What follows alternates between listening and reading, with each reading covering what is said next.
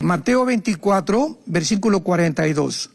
Velad pues porque no sabéis a qué hora ha de venir vuestro Señor. Lo vuelvo a repetir 2 veces. ¿A qué hora? Versículo 44.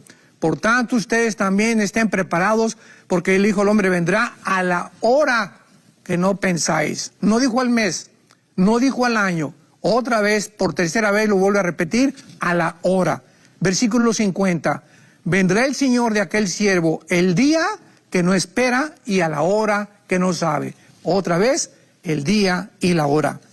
Ahora, esto es muy importante porque dice Apocalipsis 22, versículo 19, 18 y 19, que cualquiera que le agregue a la Biblia palabras que no están en la Biblia o le quite a la Biblia, vendrán las maldiciones escritas en el libro de Dios. Y por esto el Espíritu Santo no dice de ninguna manera en las palabras de Jesucristo, ni la semana, ni el mes, ni el año, no lo sabe. Y si fuera así, lo hubiera hecho. Veamos estos ejemplos en el libro del Apocalipsis. Capítulo 9, en la 6ª trompeta, veamos qué claro es la Biblia y de qué manera tan específica compara el Espíritu Santo cuando Él quiere realmente que nosotros sepamos que está hablando de día, hora, semana, mes y año. Versículo 15, Apocalipsis 9, versículo 15. Y fueron desatados los 4 ángeles que estaban preparados para la hora, el día, el mes y el año. Las 4 estaciones, ¿verdad? O los 4 periodos de tiempo, claramente el Espíritu Santo los denota, a fin de matar a la tercera parte de los hombres. Otro versículo, capítulo 11, Apocalipsis, versículo 2. Pero hablando de los testigos, el patio que está fuera del templo, déjalo aparte, y no lo midas, porque ha sido entregado a los gentiles, y ellos hollarán la ciudad 42 meses. Aquí el Espíritu Santo ya no dice ni día ni hora, anteriormente dice día, hora, mes y año, y aquí pone claramente una cifra de 42 meses que son 3 años y medio. Y finalmente en el capítulo 13, versículo 5, hablando del anticristo, se le dio boca que hablaba grandes cosas y autoridad para actuar 42 meses. El Espíritu Santo, cuando quiere determinar el tiempo, usa las palabras de la Biblia y no tenemos nosotros por qué agregarle, ni decirles que no dijo el año. Discúlpame, pero vuelve a leer otra vez tu Biblia. Claramente lo dijo Jesús, el día y la hora. Ahora bien, ¿por qué realmente podemos nosotros relacionar el arrebatamiento de la iglesia con la fiesta de las trompetas? ¿Por qué hace algunos años, y lo he vuelto a repetir en otros estudios, que cuando Pablo habla del arrebatamiento de la iglesia, 1 Corintios 15, 52, Pablo menciona que vendrá el arrebatamiento en la última trompeta. Ahora recordemos algo importante. El arrebatamiento fue una doctrina escondida en el Antiguo Testamento. Era un misterio, y Pablo lo dice. 1 Corintios 15, 50 al 53. He aquí los digo un misterio. ¿Cuál es este misterio, Pablo? Que habrá una generación que no vamos a morir, que no vamos a gustar lo que es la muerte. Seremos rápidamente, en un abrir y cerrar de ojos, sacados de nuestro cuerpo para reunirnos con Cristo en el cielo. Y Pablo dice y menciona que será en la última trompeta. Muy bien. Si nosotros nos atrevemos a decir que esta última trompeta pertenece a las trompetas del Apocalipsis, estamos completamente desarticulados escatológicamente, porque las trompetas del Apocalipsis son trompetas de juicio.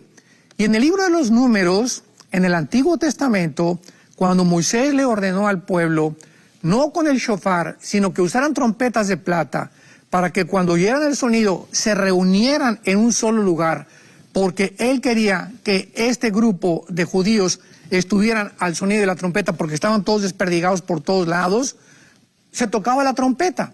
Entonces, la trompeta que Pablo está usando es una trompeta que se usaba en el Antiguo Testamento para convocar al pueblo y reunirlo en el mismo lugar. Ahora, muy bien, ¿por qué lo relacionamos y por qué seguimos relacionando el arrebatamiento de la iglesia con la fiesta de las trompetas? ¿Qué importancia es estudiar las 7 fiestas judías?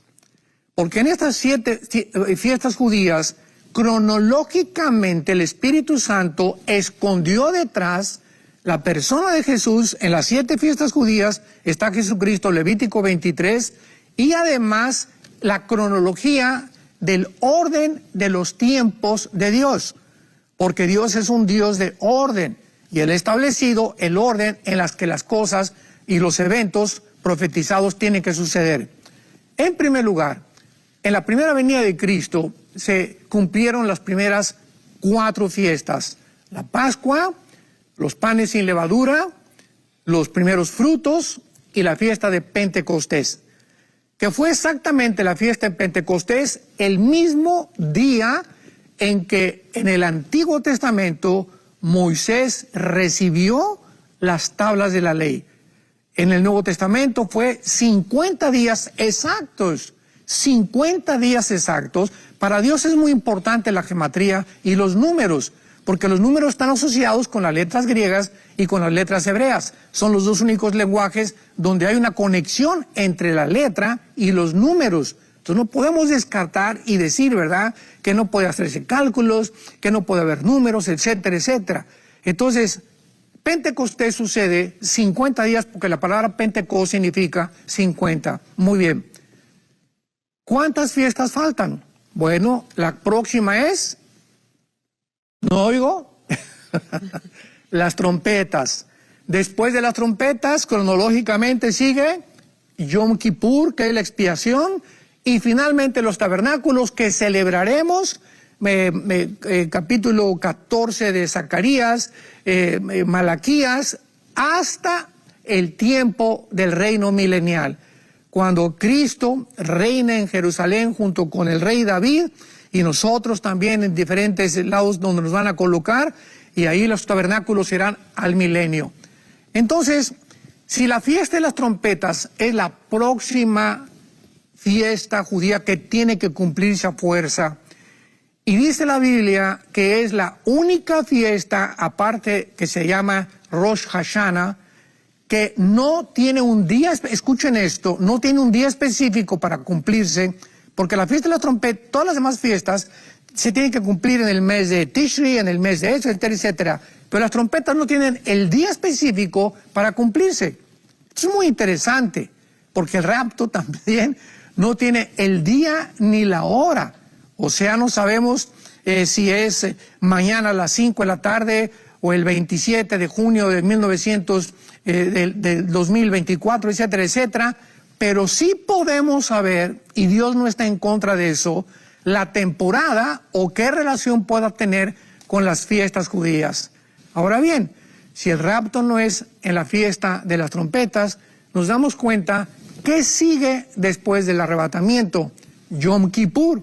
¿Qué es Yom Kippur? Los 7 años de la tribulación o la expiación, donde los judíos van a aceptar lo que Jesús hizo hace 2000 años, profetizado en la semana 70 de Daniel, capítulo 9, versículo 24 al 27. En la tribulación los judíos se convertirán, Zacarías capítulo 12, derramaré espíritu de gracia sobre ellos, Romanos 11, 25 y 26, entonces todo Israel será salvo, Apocalipsis 1, 7, porque entonces verán al que traspasaron y hará lamentación por él. ¿Cuándo se cumplían todas estas profecías? En la segunda venida de Jesucristo, cuando ya los judíos han pasado la expiación que siguió al arrebatamiento o a las trompetas, y entramos a los tabernáculos para establecer su reino milenial o el reino mesiánico de 1000 años. Entonces, todas de estas 3 solo tienen que cumplirse las trompetas, y se tiene que cumplir a fuerza, y no es coincidencia que el Espíritu Santo haya usado la palabra trompeta. Y ahora bien, tenemos también nosotros que pensar en algo. Es que el hermano Alducin dijo que Cristo venía en el 2020, que la segunda venida de Cristo era en el 2028. Quiero hacer una pregunta muy importante a todos ustedes que aman la verdad y que aman la escatología. Los cristianos que van a estar en la tribulación, ¿podrán saber el año, escucha lo que estoy diciendo, en que Cristo vendrá? Claro que sí lo van a saber. ¿Cómo lo van a saber? Porque los cristianos que se conviertan en la tribulación van a saber que cuando el anticristo se manifieste, pasarán, ¿cuántos? 7 años, 42 meses, tiempo y tiempos y la mitad de un tiempo. Entonces podrán saber claramente, cuando se manifieste el anticristo, que a los 7 años Cristo regresa. Cristo dijo en Mateo 24:15 a los judíos que vivan en ese tiempo, cuando vean que la abominación desoladora entra a profanar el templo, huyan a los montes, salgan de Judea, porque vendrá tiempo de gran tribulación. Pregunta, ¿cuándo el anticristo va a violar y profanar el templo? A los 3 años y medio. O sea, los que se encuentren ahí y vean al anticristo, es la exhortación de Cristo, y vean ustedes que la abominación desoladora entre y viola el templo, córranle, porque de ahí en adelante quedan 3 años y medio, que son los 3 años y medio finales de la semana 70 de Daniel. Así que esos cristianos sabrán, en 3 años y medio viene Jesucristo. Ahora, ¿podrán estos cristianos ser calificados como herejes? ¿Hizo Dios alguna diferencia entre que ellos iban a saber el año y nosotros no tenemos la probabilidad de saberlo? Bueno, tenemos que pensar seriamente en esto, porque nos aventuramos a decir, es que Jesús dijo el día y la hora, el mes y el año. Jesús no dijo eso, vuelvo a repetirlo. Volvemos a leer la Biblia y volvemos a ver claramente la cronología de los tiempos de Dios. Y finalmente, Rebeca, hay una cosa muy importante que tenemos que aclarar también. La famosa parábola de la higuera. Porque pues muchas personas se preguntan cómo podemos sacar cálculos, cómo podemos saber que Cristo viene. No estamos diciendo otra vez, yo no he violado las Escrituras. El día que ustedes oigan el doctor Alducin o el pastor Alducin dijo que a las 5 de la tarde del 27 de junio del 2023 viene Cristo, en ese momento soy un falso profeta, porque Jesús lo especificó. El día y la hora nadie la sabe, ni los ángeles que están en el cielo. Pero veamos la parábola de la higuera en penúltimo lugar, en Mateo 24:32, donde Jesús, después de todas las señales que nos da, antes en el capítulo 24 en Mateo, nos da la clave, nos da un misterio que ya se revela por el Espíritu Santo muy claramente, diciéndonos estas palabras. De la higuera aprende la parábola. ¿Quién puede negar que la higuera es Israel? Nadie. Jesús, cuando maldijo la higuera en el camino de regreso a Jerusalén con sus apóstoles, no sabían que tenía un significado espiritual, que estaba maldiciendo a Israel. Y por todo el Antiguo Testamento, claramente la Biblia especifica y compara a la higuera con Israel. Entonces, ¿de qué está hablando Cristo? De Israel. De la higuera aprendan la parábola. Israel será la señal más importante que les voy a dar. Cuando ya su rama está tierna y brotan las hojas, saben que el verano está cerca. Así ustedes, cuando vean, cuando sean testigos de estas cosas, ¿de qué cosas? De que la higuera, que Israel comienza a reverdecer, conozcan que está cerca, a las puertas. De cierto les digo que no pasará una generación hasta que todo acontezca. ¿Qué está diciendo Jesús? Cuando ustedes vean que Israel, esto sucedió el 14 de mayo de 1948. ante los ojos expectantes del mundo y los más grandes escépticos y ateos, sociólogos e historiadores, Israel, casi después de 2000 años, regresaba a su tierra, como estaba profetizado en Isaías 66 también. ¿Quién vio nacer a una nación en un solo día? Dice Isaías. Entonces, Israel, ante los ojos incrédulos después de 2 guerras mundiales, regresa a su tierra después de casi 2000 años de haber sido expatriados y sacados y desplegados extendidos por todas las naciones. Ahora, cuando Jesús dice que el momento en que Israel regrese o reverdezca, una generación pasará sin que estas cosas dejen de cumplirse, ahora nuestra tarea es buscar en la Biblia y escudriñar a qué se refiere Jesús con una generación. Bueno, hasta Moisés y hasta Josué, las generaciones eran de más de 100 años. Josué fue el último individuo en la Biblia que pasó los 100 años y Moisés a los 120 desde luego. Y de ahí en adelante, el mismo Moisés, en el Salmo 90, versículo 10, escribe que una generación es aproximadamente de 80 años. ¿De cuánto? De 80 años. Aquí todo está en la Biblia y no estamos hablando de nuestras propias perspectivas o mis propias opiniones. Estamos dejando y citando todos los versículos, apoyando con la palabra de Dios, 80 años.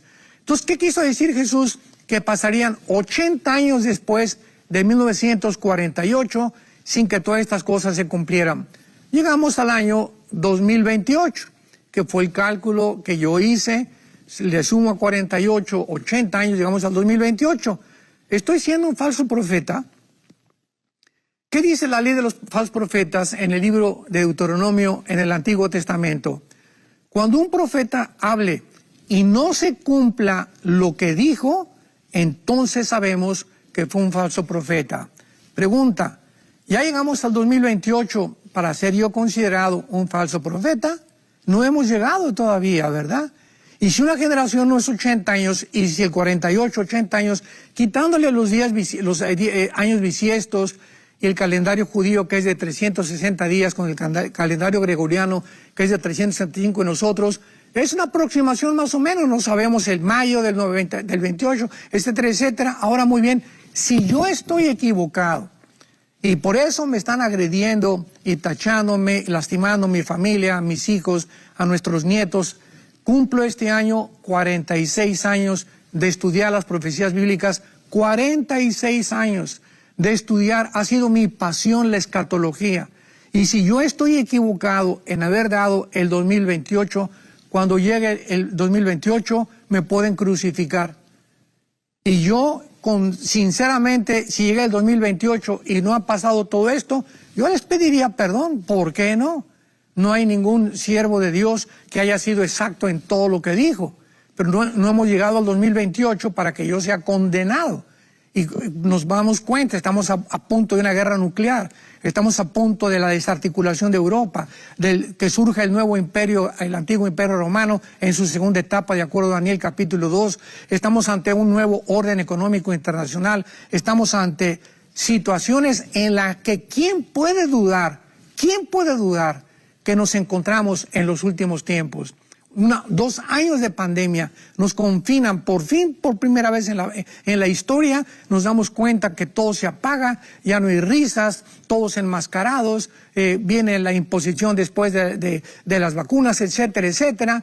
Pero hemos pasado 2 años y entramos a este tercer año donde surge la guerra entre Irak y entre Rusia, donde he hablado bastante en mis videos y pueden ustedes verlos en YouTube y poder juzgar realmente que lo que estamos diciendo no es tan desaventurado ni tampoco para ser juzgados como falsos profetas.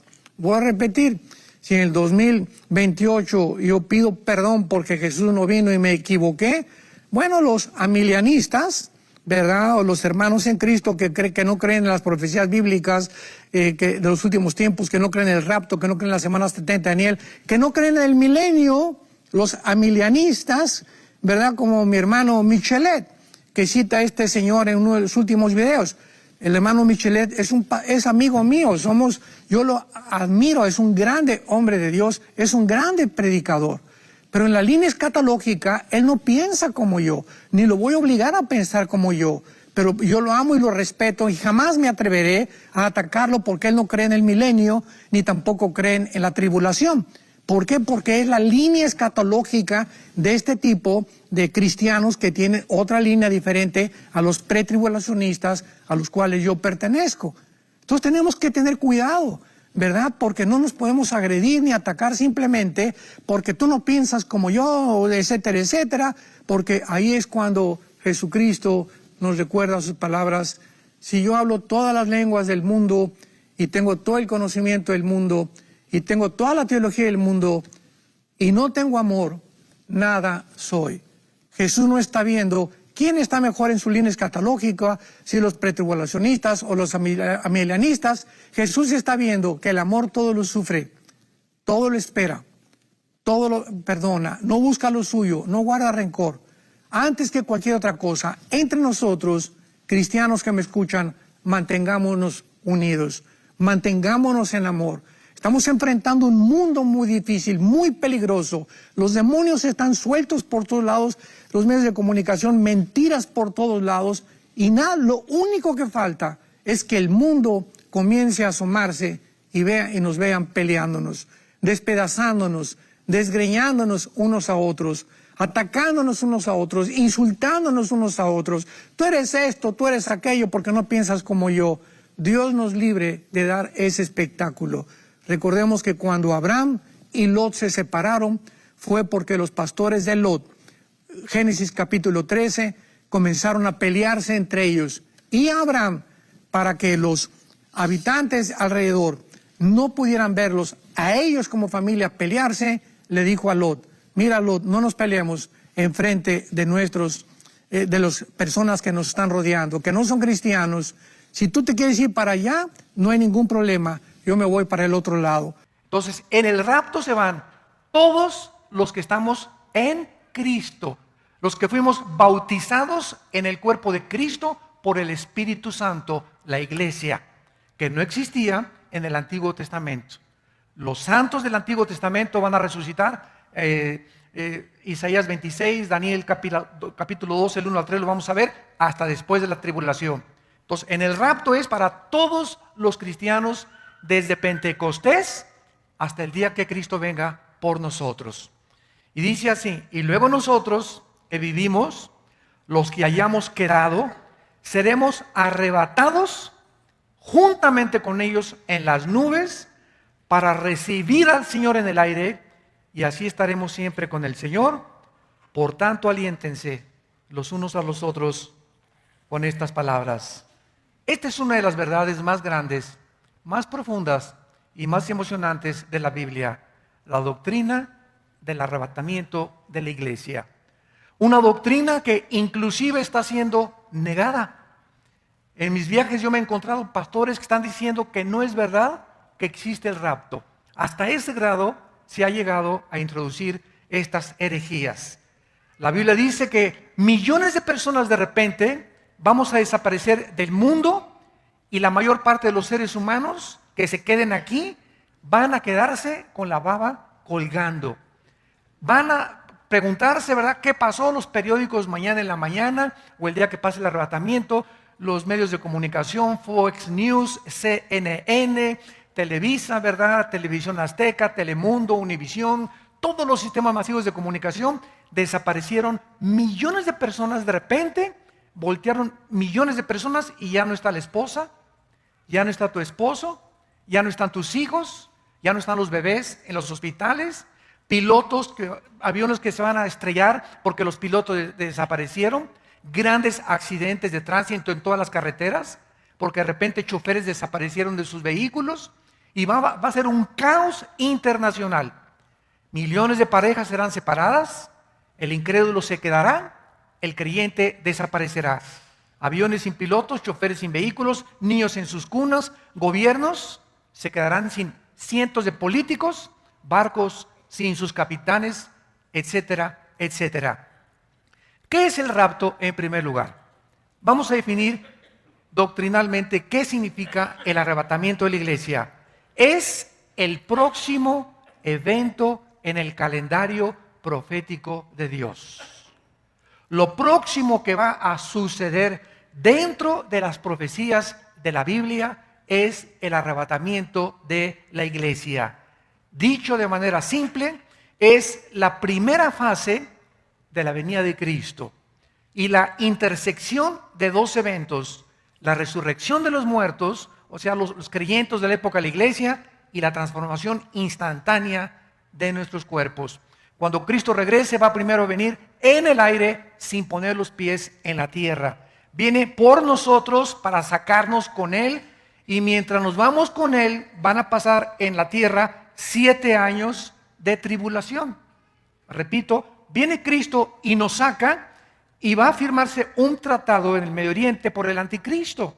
Tal vez en el momento en que el anticristo firme el tratado, nosotros nos vayamos.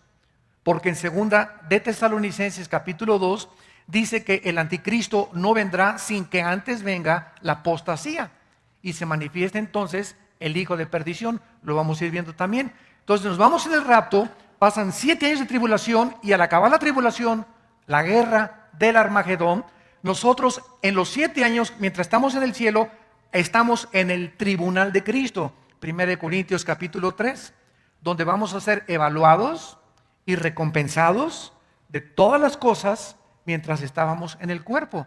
2 Corintios 5:10. Cuando regresemos en el Armagedón con Cristo, regresamos con Él. Repito, el rapto viene por nosotros, la segunda venida es con nosotros. Ahí está claramente demostrado que son dos eventos separados.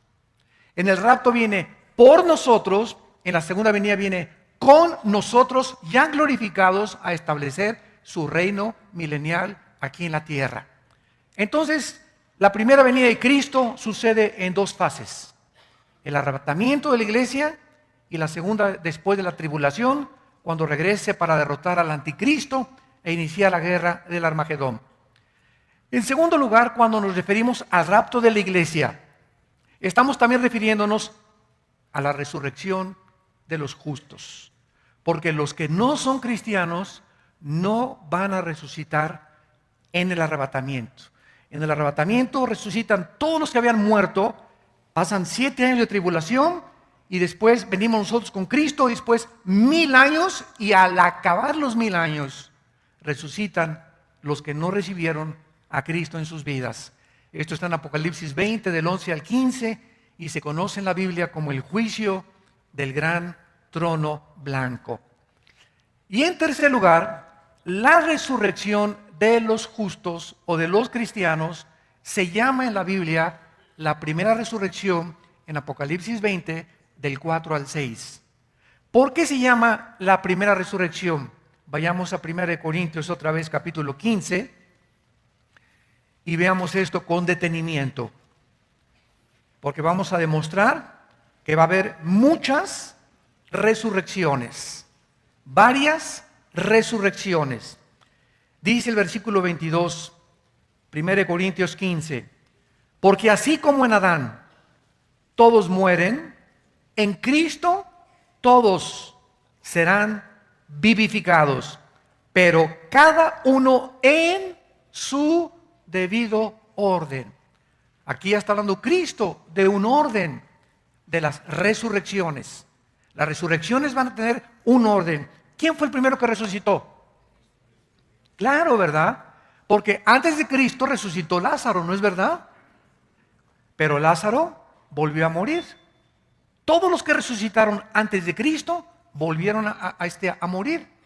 Pero Cristo es el primer ser humano, el primero, por eso se llama el primogénito de los muertos, que cuando resucita ya no vuelve jamás a morir. Porque se trataba de eso, que con su resurrección venciera la muerte y nos mostrara a todos nosotros que así como Él resucitó, nosotros también viviremos con Él y no volveremos jamás en la eternidad a morir.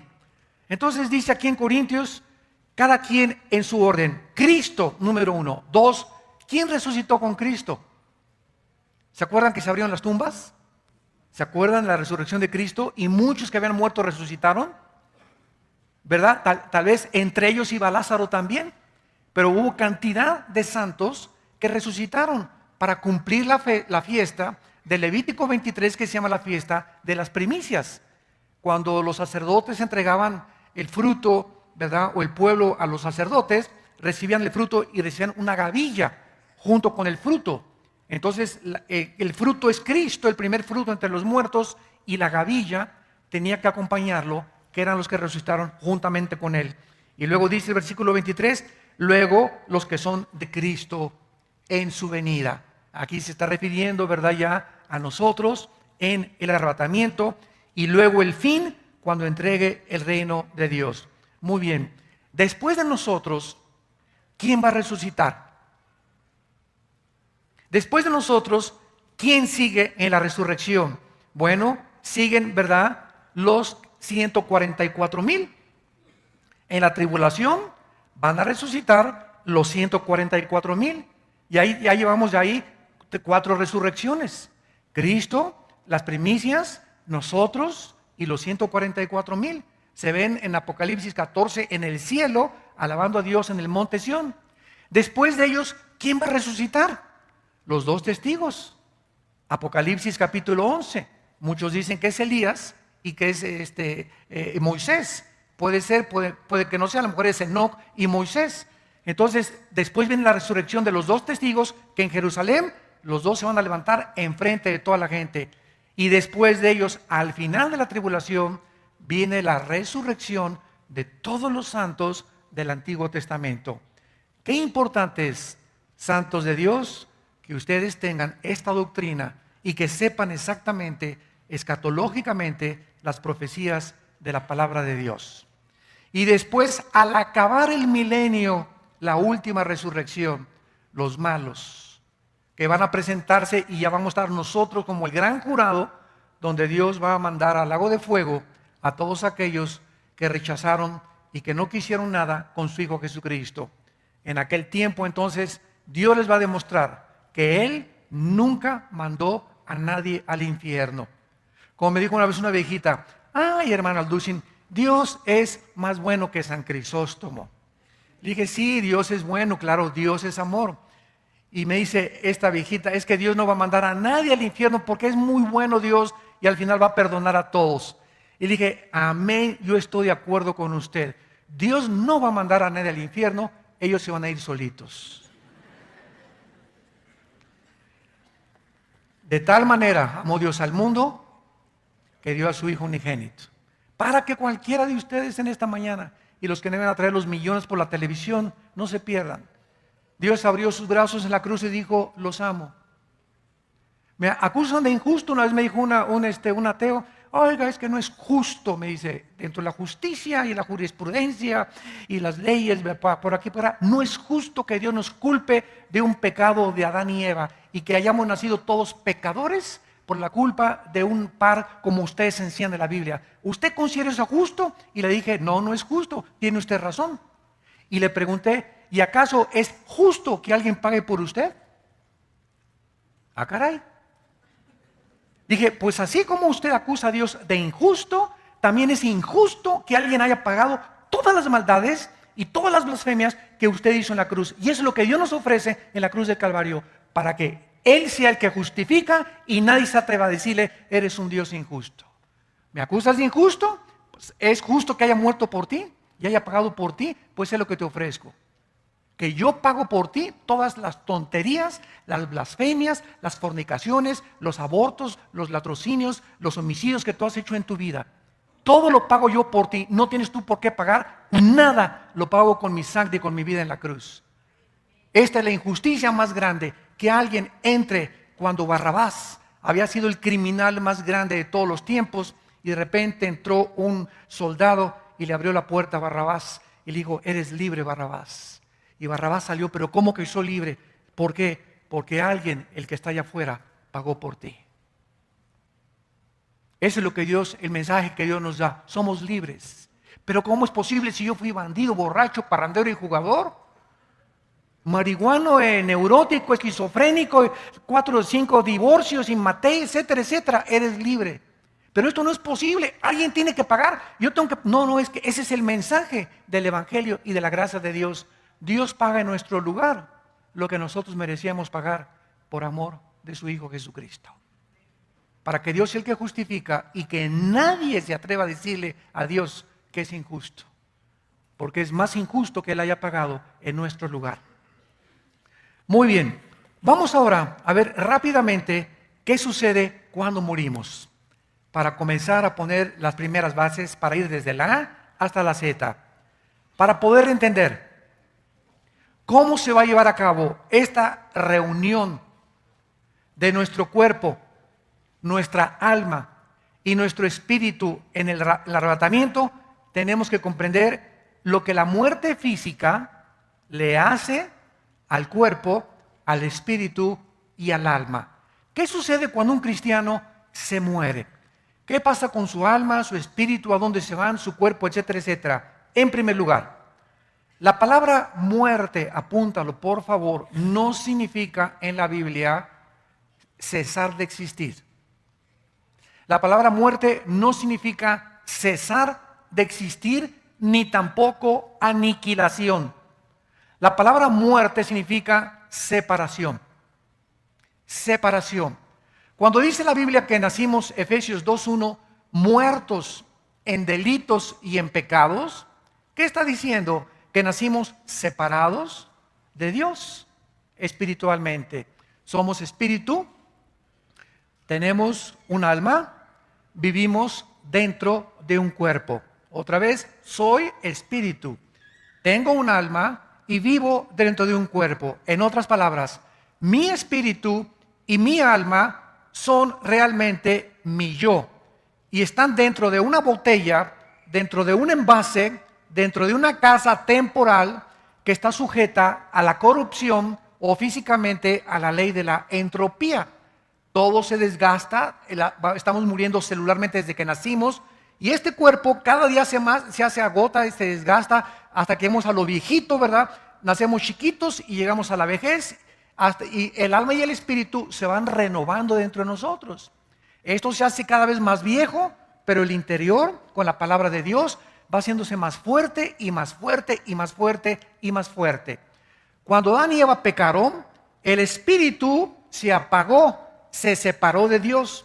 Y desde Adán hasta nuestros días, nacemos ¿cómo? Con alma y con cuerpo, exactamente igual que los animales. Porque los animales tienen alma. Entonces, desde Adán hasta nuestros días, todos nosotros nacimos con el alma y con el cuerpo.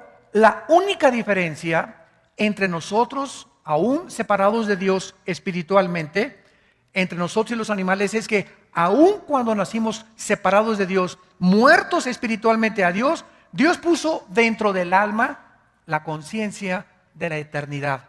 Eclesiastés 3:11. Porque los animales no tienen conciencia de la eternidad. Los animales no saben que van a morir. Los animales no tienen conciencia de su existencia, pero nosotros sí la tenemos. Esa es la diferencia entre nosotros y los animales. Cuando Cristo vivía, se acercó a un hombre llamado Nicodemo. Religioso, le decían San Pancracio de Tlalnepantla. Religioso y cumplía con toda su religión, iba a su iglesia miércoles de ceniza, se iba de rodillas a la villa, etcétera, etcétera. Religiosísimo Nicodemo, como todos los fariseos. Nicodemo se acercó a Cristo con su alma y con su cuerpo. Juan capítulo 3, y le dijo a Cristo: Rabí, sabemos que tú has venido de Dios por las cosas que tú has hecho. Y Cristo lo paró en seco. Ya no lo dejó seguir platicando. Y le dijo: Nicodemo, tienes que nacer de nuevo. Estás muerto, separado de mi Padre espiritualmente. Tu religión es almática y tu religión tú la inventaste. Si tú no naces de nuevo, si tu espíritu no vuelve a resucitar, si no es regenerado tu espíritu, aunque seas persinado, bautizado y católico, protestante, mormón, bautista, presbiteriano, nazareno, amistad cristiana, vida nueva para el mundo, no importa la religión que vayas, mientras tú no nazcas de nuevo, mientras no se regenere tu espíritu por el Espíritu de Dios, no vas a entrar al cielo. Y si tú te mueres con solo tu alma y con tu cuerpo, sin que tu espíritu durante tu vida se haya regenerado, te condenas eternamente. Entonces, Cristo nos trae un mensaje de que necesitamos nacer de nuevo. ¿Qué significa esto? Que cuando entra el Espíritu Santo a nuestra vida, porque el Espíritu es el que vivifica, entra a lo que está muerto, al foco, y lo prende. ¿Y quién es un cristiano? Es una persona que ha nacido, que ha vuelto otra vez a resucitar, que comienza a comunicarse con Dios. Porque Dios no es alma, Dios no es cuerpo, Dios es espíritu. Juan 4:24. Y si quieres comunicarte con Dios, y si quieres adorar a Dios, y si quieres servir a Dios, tiene que ser a través de tu espíritu. Pero naciste muerto. Entonces, como estamos muertos espiritualmente, inventamos las religiones. ¿Qué son las religiones? El esfuerzo o el sustituto del plan de Dios para comunicarse con Dios. ¿Y qué es la religión? Es un sistema de creencias, de dogmas, de ritos, de ceremonias. El católico tiene sus dogmas, el protestantismo las suyas, los mormones las suyas, etcétera, etcétera. Todas las religiones tienen su forma, el judaísmo, el hinduismo, los musulmanes, el islam. Todos están tratando de alguna manera, ¿qué cosa? De poder comunicarse con alguien que en la conciencia traemos, que existe y que es nuestro creador. Pero estamos tratando de comunicarnos con Él equivocadamente, a través de buenas obras, porque todas las religiones enseñan, sin excepción, pórtate bien, haz buenas obras y sacrificios. Y por eso toda la historia de las religiones es sacrificios a los dioses. Los aztecas le sacaban el corazón a las víctimas, los mayas también, los aucas en el Brasil, el espiritismo de los cheyennes, de los sioux, de las tribus indias en Estados Unidos, en Europa, en fin, por todos lados encontramos en la historia de las religiones un grande derramamiento de sangre, tratando de agradar a los dioses. Aquí en México, ¿verdad? Millones de personas de rodillas a la villa, en Teotihuacán cargándose energía del sol, ofreciendo a los dioses. Ahorita en Yucatán hay más de 12,000 personas que vinieron de Europa a esperar el 21 de diciembre, porque los ovnis se comunicaron con los mediums de ellos y les dijeron que los malos nos íbamos de aquí, de este mundo. Entonces, cuando venga el arrebatamiento, ya está preparándose la humanidad para saber que los buenos se quedan, los perfectos y los que son tolerantes, porque nosotros somos los religiosos, los cristianos. Entonces, me van siguiendo. El nacimiento es el que nos hace que otra vez en el Espíritu nos comuniquemos con Dios. Ahora, cuando una persona nace de nuevo, espiritualmente, Dios nos deja una Biblia, que es el libro que tengo en mis manos, para que este libro me dé la información del reino espiritual. La Biblia no la puede entender por más doctorados que tengas en química, en filosofía y letras, en ciencias políticas, y tengas 3 premios Nobel. Una persona que no ha nacido de nuevo está entrando a la Biblia con su mente. Y dice 1 Corintios 2 que el hombre natural, el hombre que no ha nacido de nuevo, no entiende las cosas de Dios, porque las cosas espirituales se tienen que entender espiritualmente. Y es el Espíritu el que entra a nuestra vida y el que comienza a abrirnos la Biblia y a darnos entendimiento, no racionalmente, espiritualmente. Comenzamos a discernir, no razonar, discernir las cosas de Dios. ¿Me van siguiendo? Y esta es la razón por la cual la persona que no es cristiana se acerca a la Biblia y choca con la Biblia. Oye, pura sangre. ¿Cómo es posible que Dios haya mandado a matar a los cananitas? Esto es genocidio. ¿Cómo es posible que David sea un hombre conforme al corazón de Dios y se haya cometido adulterio, hasta homicida fue? ¿Y cómo es posible que esto y el otro? ¿Por qué? Porque chocan con la Biblia. Y cuando tú vienes a la Biblia y no la entiendes, ¿sabes por qué no la entiendes? Pues porque no la entiendes.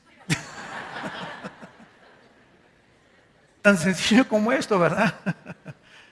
Yo así como dijo Teofilito, ahí te vas a quedar ¿y por qué? Porque tu intelecto no ha sido abierto, no ha sido expandida tu comprensión espiritual.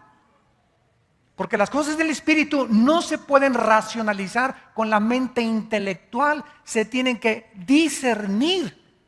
Y la palabra discernir significa distinguir entre la luz y las tinieblas. Se lo explico de otra manera. ¿Se acuerdan de Hebreos 4:12? Porque la palabra de Dios es viva y eficaz y más cortante que toda espada de dos filos.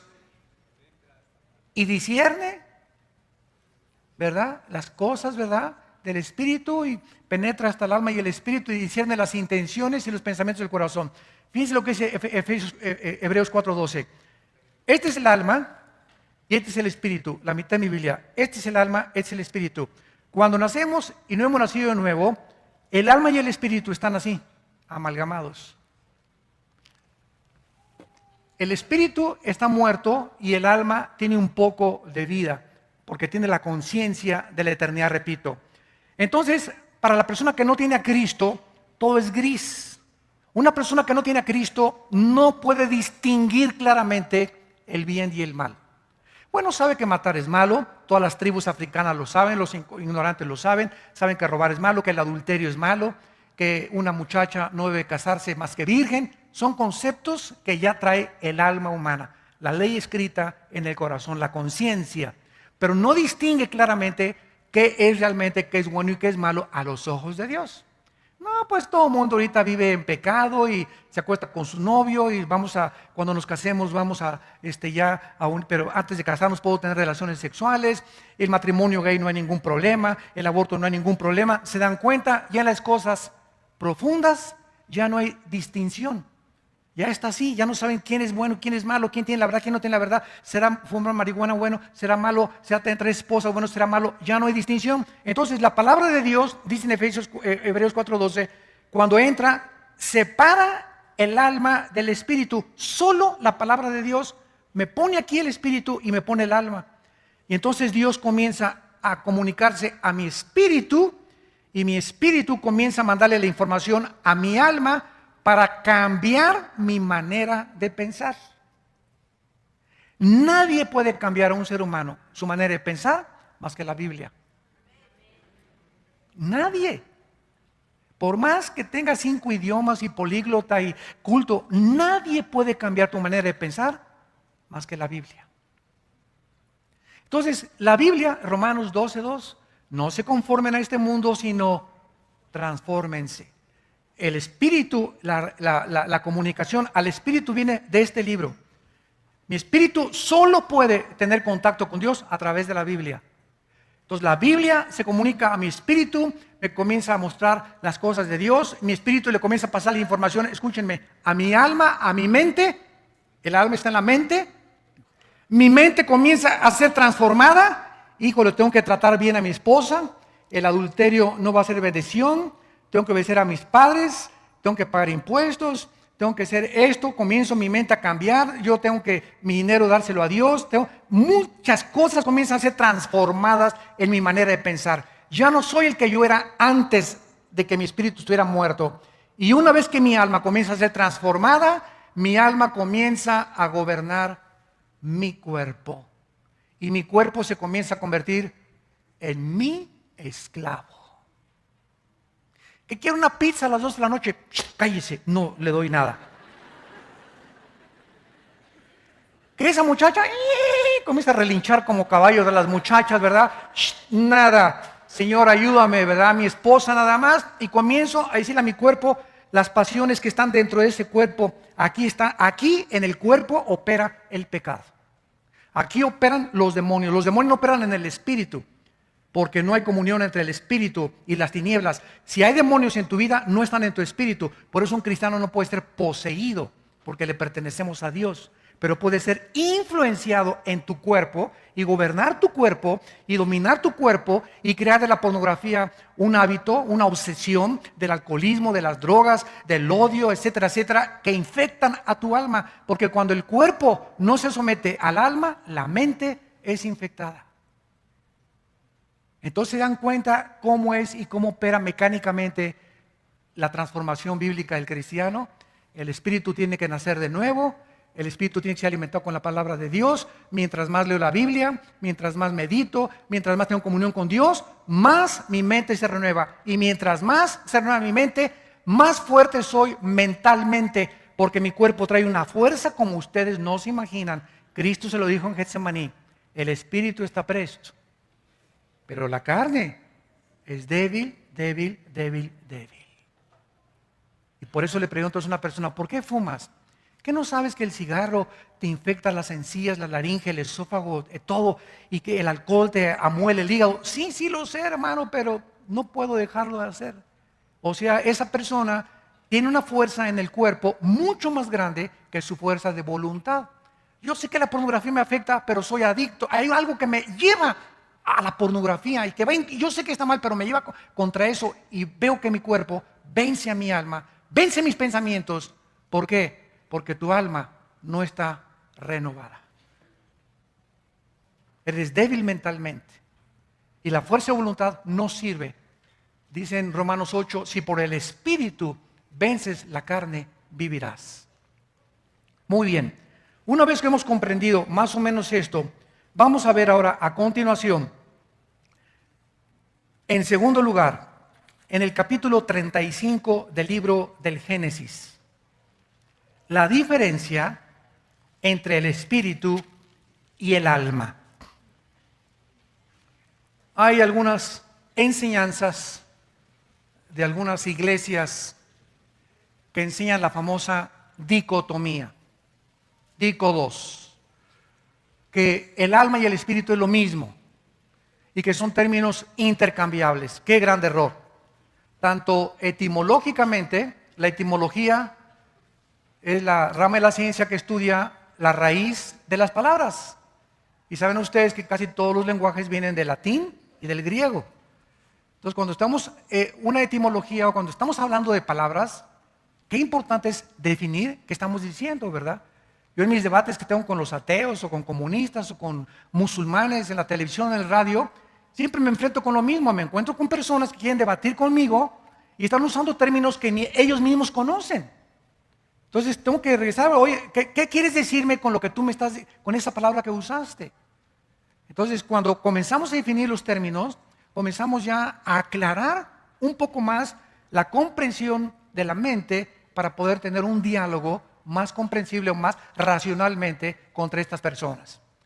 En Génesis 35, en el versículo 18 y en el versículo 29, encontramos, como más adelante en el Nuevo Testamento, muchos más, que el alma y el espíritu son dos entidades totalmente diferentes. Dice así Génesis 35, 18. Aconteció que al salírsele, ¿qué cosa? Apúntalo ahí en tu Biblia. Esa palabra alma es la palabra hebrea nepesh, así como suena, N-E-P-E-S-H, nepesh. La palabra, la letra o las letras SH en el hebreo se pronuncian en hebreo como J. Entonces se pronuncia nepej. Y los judíos, como los alemanes, ponen mucho énfasis en el j. No voy a hacer otra cosa, ¿verdad? No se asusten. Nepej. Todos, por ejemplo, dicen Yeshua HaMashiach, o sea, Jesús el Mesías. Se escribe Mashiach, Jesús el Mesías en el hebreo, pero se pronuncia la CH, Yeshua HaMashiach. Y siempre pronuncian dándole mucho énfasis a la palabra J en el hebreo. Entonces la palabra nepej, alma. Ahora el versículo 29. Y exhaló Isaac, ¿qué cosa? El ruach, que se escribe R-U-A-C-H, ruach en el hebreo. Y se pronuncia igual, ruach. Aquí vemos que al morir dos personas diferentes, el Espíritu Santo nos muestra que se salieron de esa persona dos cosas de un cuerpo muerto.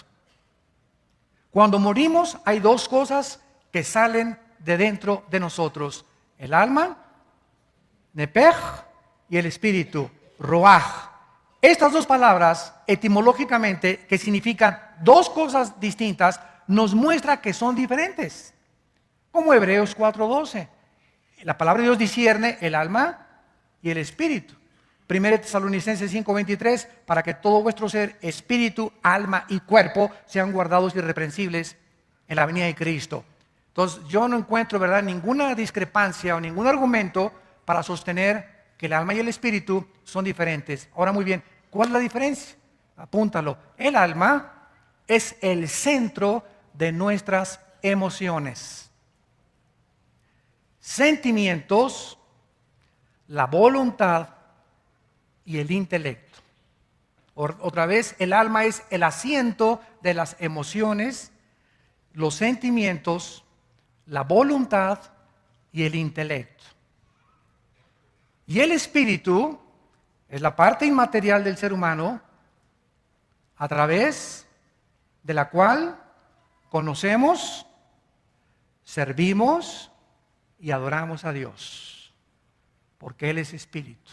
Otra vez, no se conoce a Dios con el alma, con la mente, se le conoce en el espíritu. El espíritu le pasa la información a la mente. En segundo lugar, no podemos a Dios servirle a través de nuestras obras muertas, sino a través de nuestro espíritu. Hay cristianos que son nacidos de nuevo, pero que creen que el ser demasiado activistas en la obra de Dios y reparten folletos y por aquí por allá, y no está malo, no hay nada malo en eso. Y pastores que yo conozco y misioneros que son muy activos y por acá y por allá y viajan desde las 7 de la mañana a las 11 de la mañana y hasta se agotan y hasta ni vacaciones van, y todo eso no le agrada a Dios, porque si tú quieres servir a Dios, lo sirves en espíritu y en verdad, en tu comunión con Jesucristo.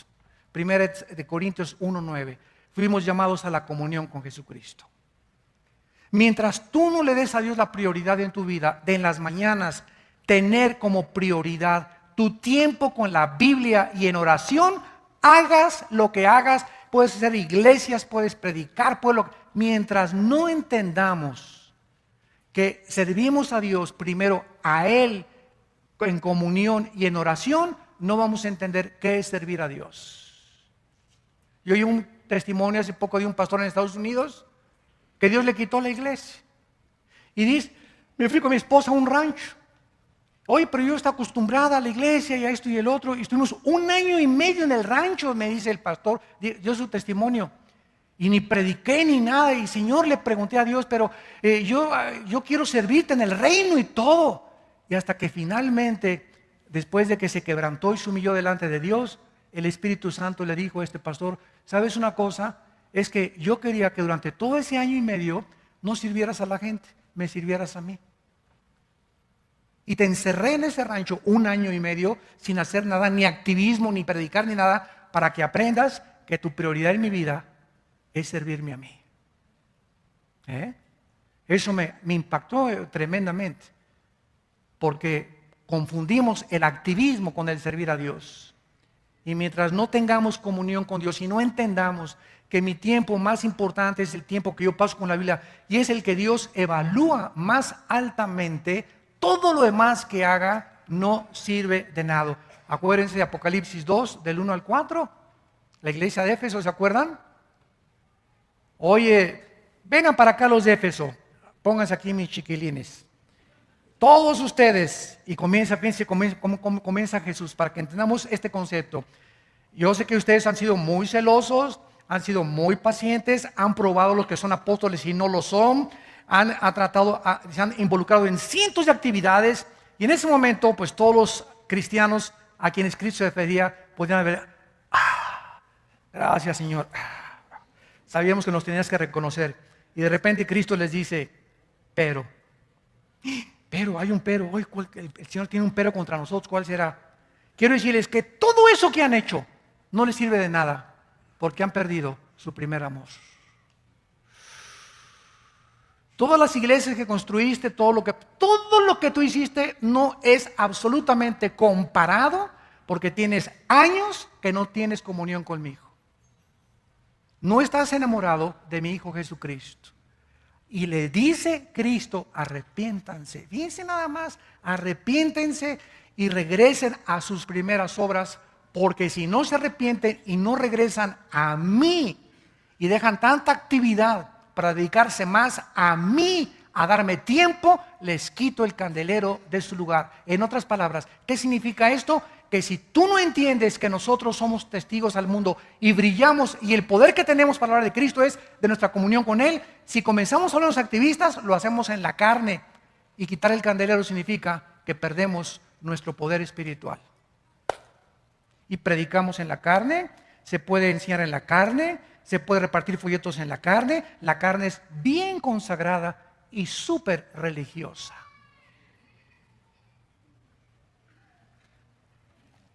Muy bien, veamos ahora a continuación, ¿verdad? Entonces, que al morir, ¿qué pasa? Espíritu, alma y cuerpo. Al morir el cristiano, el alma y el espíritu del cristiano, al morir, si te mueres hoy a las 5 de la tarde saliendo aquí te atropella un camión, inmediatamente subimos al cielo. Inmediatamente, 2 Corintios 5, 9 al 10, ausentes del cuerpo, presentes en el Señor. Lo vamos a demostrar. Nos vamos inmediatamente al tercer cielo. El cuerpo lo entierran, lo creman, no importa lo que le hagan. Si lo creman o no lo quieren cremar, es opción, cada quien esté convencido en su mente, no hay ninguna ley en el Nuevo Testamento. Mateo 10 dice que no importa lo que hagan al cuerpo, ya sé que no te cremen, ¿verdad? De todas maneras, si no te creman, te comen los gusanos. Ahórrate el ataúd, ¿verdad? Y que te cremen mejor. Yo es mi consejo que le doy a la gente, ¿verdad? Y te ahorras tanto borlote que el mejor cofre, la mejor caja para mi abuelito y para mi papá, y que le pongan chapa de oro alrededor a la caja, ¿verdad? Y flores, y se gastan ahí todas las cosas. El muerto ni sabe con nosotros, ni está con nosotros, ni te lo agradece, ni nada. Es puro mercantilismo, ¿verdad? Todo eso viene del paganismo. Digo, si lo quieres hacer no hay ningún problema, ¿no? Hijo de paganos. No todos tienen esa intención, ¿verdad? No digo que todos lo tengan, ¿no? Pero cuando comenzamos a despertar espiritual nos damos cuenta, ¿verdad? Que pues, mejor que lo creme, ¿verdad? Ya se acabó tantas cosas, un botecito, ¿verdad? Te ahorraste, hasta el hoyo en el panteón te ahorraste, ¿verdad? Entonces nos vamos inmediatamente al cielo, el cuerpo se queda adentro, y dice la Biblia que cuando Cristo viene al arrebatamiento, tu espíritu y tu alma vienen con Cristo, ¿te acuerdas? Y traerá a Dios con Él, a los que durmieron con Él, a los que murieron, por eso están con Cristo. Y entonces los muertos, tu cuerpo, va a resucitar. 1 Tesalonicenses 4, va a resucitar. Y en el aire, cuando venga el arrebatamiento, nos juntamos con nuestra alma y con tu espíritu, con un cuerpo glorificado. Completamente glorificado. Y así ya estaremos para siempre con el Señor. Pero, mientras estamos en el cielo y no hemos recibido el cuerpo glorificado, ¿tenemos algún cuerpo intermedio en el cielo? Veamos Apocalipsis capítulo 6. ¿Con qué cuerpo estamos en el cielo o somos como Gasparín, el fantasma? No, de ninguna manera. Veamos lo que la Biblia nos enseña de nuestros hermanos y hermanas que ahorita están en el cielo, y veamos tantos detalles que se nos revelan de los que están ya en el cielo ahorita, antes que nosotros. Dice Apocalipsis 6, del 9 al 11. Cuando abrió el quinto sello, vi bajo el altar las almas. O sea, Juan estaba viendo con sus ojos, vio almas. Si fueran como Gasparín, incorpóreos, inodoros, transparentes, ¿verdad? No podía ver nada. Vio algo y él sabía que eran las almas. O sea, el ego, el yo de estas personas muertas. ¿De quiénes eran? De los que habían sido muertos por causa de la palabra de Dios y por el testimonio que tenían, de los mártires. Ahí Juan vio a los mártires en el cielo y clamaban a gran voz. Estas personas en el cielo tienen cuerdas vocales. En el cielo hay comunicación. Estos muertos no están así, ¿verdad? En un ambiente. No, ¿verdad? Se pueden comunicar y se pueden comunicar con Dios. Y nos damos cuenta entonces que tienen cuerdas vocales. Que hay todavía, el cuerpo está abajo en la tumba, pero las almas se pueden comunicar. Porque está comprobado, ¿verdad? Que, por ejemplo, el cerebro no es el que hace los pensamientos. Ustedes saben que fue uno de los argumentos más fuertes que yo he encontrado contra el ateísmo. El ateísmo establece que somos materia, básicamente el materialismo. Y el ateísmo se estrella porque tú le dices a un ateo, oiga, espérenme una cosa, pero la materia nunca producirá los pensamientos.